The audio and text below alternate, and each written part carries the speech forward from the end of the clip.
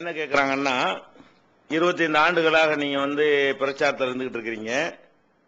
உங்களுக்கு எதிராக நிறைய ஏச்சுகளும் பேச்சுகளும் அவதூறுகளும் பரப்பிக் கொண்டே இருக்கிறார்கள். இதை எப்படி உங்களுக்கு தாங்கிக் கொண்டிருக்க முடிகிறது அப்படின்னு கேட்கறாங்க. இது தெரிந்து கொண்டோமே ஆனால் நாங்களும் தாங்கிக்கிறோம்ல அப்படிங்கிறாங்க. இதுல என்ன பிரச்சனைன்னு கேட்டாங்க, தாங்குற மேட்டரே கிடையாது. நம்மள்ட்ட கரெக்டா இருந்தா தாங்கிக்கிற முடியும். அதாவது என்கிட்ட இருக்கக்கூடிய ஒன்றை நீங்க சுட்டி காட்டினேன்னு வைங்க, அதுக்கு என்ற ஆன்சர் இல்லைன்னு வைங்க, அப்ப தாங்கிக் கொள்ள முடியாது. கரெக்டான பதில் இல்லையே பதில் இல்லையே பதில் இல்லையேங்கிறதுலயே நம்ம செத்து போயிருவோம். நீங்க என்னத்தை சொன்னாலும் கரெக்டான விஷயத்தை சொன்னா தப்புன்னு ஒத்துக்கிட்டு போயிருவோம். நீங்க அவதூறு சொன்னா ஆன்சர் பண்ணுவோம். எல்லாத்துக்கும் பதில் இருக்கிறது. அரைக்குறை யாராவது சொல்றதை விளையங்கிட்டு சொல்லுவாங்க. உடனே ஆன்சர் இருக்கக்கூடியவங்க என்ன செய்ய மாட்டாங்க, எப்போதுமே அதுக்கு கலங்கவலாம் மாட்டாங்க. நீ பாட்டு சொல்ற அளவுக்கு சொல்லு, திருப்பி ஒரு அடி பதில கொடுப்போம், அதில் வாய முடிவாங்க. எந்த விஷயத்தையாவது அவங்க சொல்லி நிரூபிச்சாங்களா? எத்தனை விதமான அவதூறுகள் பல விதமான குற்றச்சாட்டுகள்லாம் சொன்னாங்க.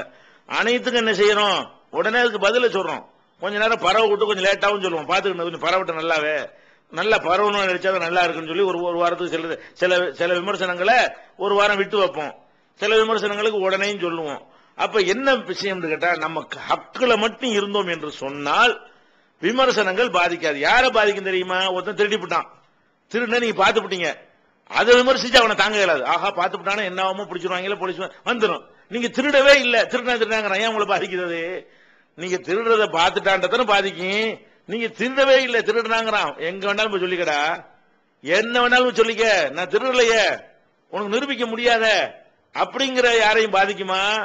அப்ப நம்ம எதனால நம்ம இந்த இதெல்லாம் பாதிப்பது இல்லை என்று கேட்டால், நம்ம கரெக்டா இருக்கிறோம், குர்ஆன் ஹதீஸ்ங்கிற கொள்கையில கரெக்டா இருக்கிறோம். எந்த ஒரு சந்தர்ப்பத்திலையும் நம்ம வளைஞ்சதே கிடையாது, அட்ஜஸ்ட்மெண்ட் பண்ணதே கிடையாது.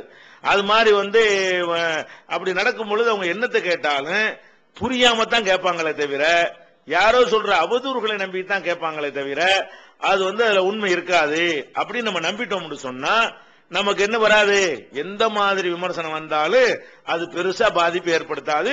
ஆனால் நம்மள்ட்ட அவங்க சொல்லக்கூடிய குற்றச்சாட்டு இருக்குமையானால் அப்ப அது நம்மளை பாதிக்கும். நம்மள்ட்ட அந்த ஒரு குற்றச்சாட்டை சொல்றாங்க, அந்த குற்றச்சாட்டு நம்மள்ட்ட இருக்குது, அப்ப அது நம்மளை பாதிக்கும். அது கூட என்ன செய்யணும்னு கேட்டா, இருக்கலாம் சில குற்றச்சாட்டுகள் மனுஷன்டா தப்பு இல்லாம தவறு இல்லாம பாவம் இல்லாம இருப்பானா, அந்த மாதிரி சில தவறுகள் நம்மள்ட்ட இருக்கும்னு சொன்னா அதை என்ன செய்யக்கூடாதுன்னா பூசிலாம் முழுக்கூடாது, ஆமான்றணும். ஆமா தப்பு தான், தவறு செஞ்சுட்டேன், முடிஞ்சு வச்சுக்காத. அது நியாயப்படுத்திக்கிட்டு இருந்தா தான் பிரச்சனையை தவிர, தவறுனா தவறு, தவறு இல்லைன்னா பதிலு, இதே நம்மளை பாதிக்குது. முடிஞ்ச அளவுக்கு நம்ம கொள்கையில கரெக்டா இருந்து கொள்ள வேண்டும். நம்மளே அறியாம ஒரு இடத்துல அட்ஜஸ்ட்மெண்ட் பண்ணிட்டோம், ஒரு தப்பு பண்ணிட்டோம், சுட்டி காட்டுறாங்கன்னா ஆமா நீங்க சுட்டி காட்டுறது சரிதான், சரிதான் ஒத்துட்டா முடிஞ்ச டாபிக் ஓவர். அப்புறம் நம்மளை பாதிக்குது, மனசு ரிலாக்ஸ் ஆயிருதா இல்லையா? இந்த ஒரு அடிப்படையில் நம்ம கரெக்டா இருக்கணுங்கிறத மட்டும் நீங்க தெளிவா புரிஞ்சுக்கிறீங்க. இந்த விமர்சனங்கள் அவதூறு எதுவும் நம்மளை பாதிக்கவே செய்யாது. நம்ம வாட்டுக்கு எரும மாட்டுல மழை பெஞ்சுப்போம், அந்த மாதிரி போயிருவோம். நம்மளுக்கு என்ன செய்யாது, அது எந்த ஒரு அந்த இதே வராது. ஒண்ணு. ரெண்டாவது விஷயம் என்னன்னு கேட்டா, இந்த மாதிரி நம்மளுக்கு எதிராக சிலர் சொல்றாங்க இல்லையா, அது மாதிரி உங்களுக்கு எதிராக யாருக்கு எதிராகவோ அவதூறுகள் இந்த மாதிரிலாம் அவங்க பரப்புனாங்கன்னு சொன்னா அதெல்லாம் நமக்கு மறுமையில் நமக்கு லாபம். அவங்க நினைக்கிறாங்க நம்மளை அவதூறு பண்ணி ஏதாவது செஞ்சிடலாம்னு சொல்லி, அவங்க வாழ்க்கையில ஏதாவது ஒன்று நல்லது செஞ்சிருப்பாங்க இல்லையா, அது நம்ம கணக்குல வரவா போகுது. நமக்கே அமல் பத்தாம இருக்கிறோம். அப்ப நமக்கு நிறைய அமல் வாங்கி நல்ல கிரேடு போகணும்னு நினைச்சோம்னா என்ன செய்யணும், இது நல்லா பண்ணுங்கப்பா, நல்லா எவ்வளவு நாள் பண்ணிட்டு போ, நீ செஞ்ச தர்மம், நீ ஏதாவது வாழ்க்கையில ஒன்று நல்ல காரியம் செஞ்சிருக்க மாட்டியா, அதெல்லாம் உனக்கு மைனஸா எனக்கு சேரப்போகுது, இப்படி நினைச்சு பாருங்க, ஏன் பாதிக்குது? அப்ப இந்த அவதூறுகள் பண்ணுவதனால என்னன்னு கேட்டா, நம்மகிட்ட பதில் இருக்கிறதுனாலயும் அது பாதிக்காது. ரெண்டாவது, அதெல்லாம் மறுமைக்கான சேமிப்பு. மறுமையில நமக்கு என்ன ஆயிரும், இதெல்லாம் சேமிப்பா பயன்படும் என்கிற ஒரு அடிப்பில் நினைத்து பார்த்தோமே. ஆனால் எவ்வளவு வேணாலும் சொல்லிக்க, எல்லாம் கணக்கு வரவாய்க்கு தாறுமாற மூட்டை மூட்டையா நமக்கு என்ன செய்ய நன்மைகள் சேர்ந்துகிட்டே இருக்கும். அந்த நன்மைகள் நம்ம செஞ்ச நன்மையா இருக்காது, வேற எவனா செஞ்ச நன்மை எல்லாம் நமக்கு எந்த கெட்ட வண்டியும் நாள் நல்லது இருக்க தானே செய்யும். அவன் செஞ்ச நன்மைகள்லாம் என்ன செய்யும், நமக்கு சேரும் அப்படின்னு நினைத்தோமையானால் சரி, அல்லாஹ் நமக்கு நன்மை அதிகம் தர நாடுகிறான், அதுக்குள்ள வாய்ப்புகளை ஏற்படுத்துறான் போல இருக்கு, மத்த யாருக்கும் இல்லாம நம்மளை மட்டும் குறி வச்சு நீங்க அடிக்கிறாங்கன்னு சொன்னா அப்ப நமக்கு அல்லாஹ் ரஹ்மத் செஞ்சிருக்கிறான், நமக்கு தனி ஸ்பெஷல் கிருபை செய்யறான்னு நம்ம எடுத்துக்கிட்டு அப்படி நினைச்சு பாருங்க. அப்ப ஏன் உங்களை பாதிக்குது?